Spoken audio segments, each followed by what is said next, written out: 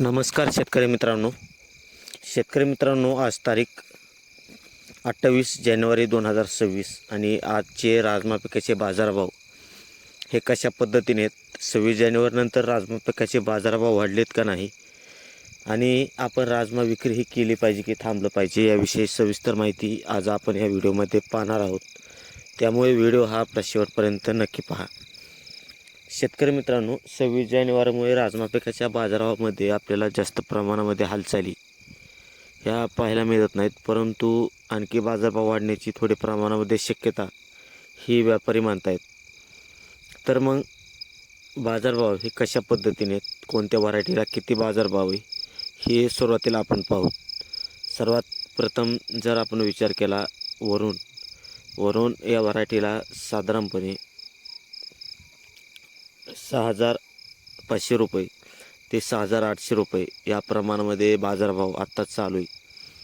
त्यानंतर दुसऱ्या व्हरायटीचा जर विचार केला आपण तर साध्या वाग्या या व्हरायटीला साधारणपणे 6,800 रुपये ते 7,000 रुपये प्रति क्विंटल या प्रमाणामध्ये दर हा आपल्याला पाहायला मिळतो आहे.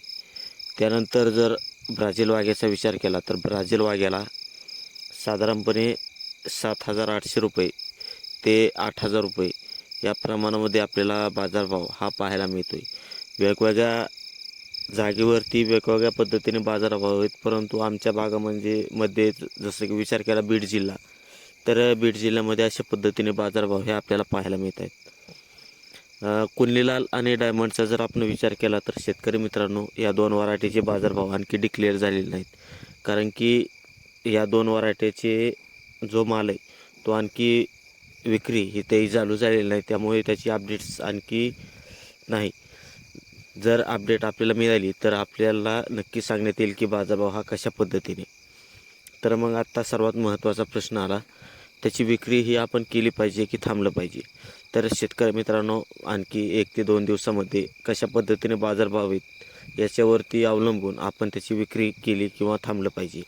कारण की जर जास्त देखील उशीर झाला तरी पण आपल्याला बाजारभाव कमी होण्याची जरा शक्यता जास्त प्रमाणात दिसते. कारण की 26 जानेवारीनंतर बाहेरच्या राज्यामधून जसं की दिल्ली असेल, राजस्थान असेल, या राज्यामधून व्यापारी माल खरेदी करण्यासाठी येत असतात आणि माल जर व्यापाऱ्यांनी नेला तर बाजारभाव हे खाली घसरण्याची दाट शक्यता आपल्याला पाहायला मिळत असते. त्यामुळे 1-2 दिवसामध्ये आपण बाजारभाव कशा पद्धतीने त्याचा आढावा घेऊन आपण त्याची विक्री केली पाहिजे. साधारणपणे किती बाजारभाव झाल्यानंतर आपण त्याची विक्री करावं. तर शेतकरी मित्रांनो, वरून व्हरायटीला 7,000 प्लस जर बाजारभाव मिळाला तर आपण त्याची विक्री ही केली पाहिजे.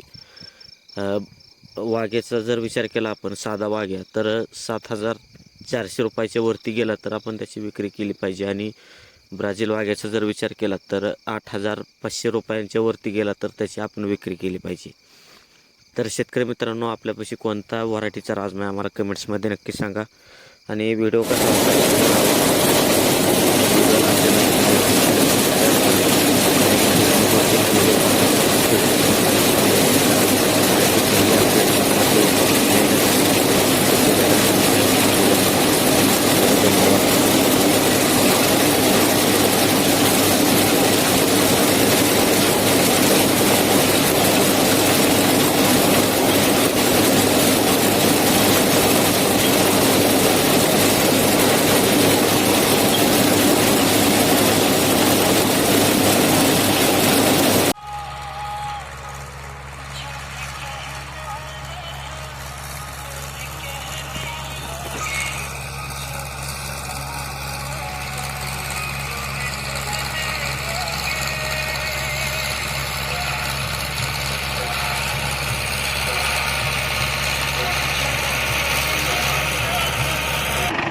Okay.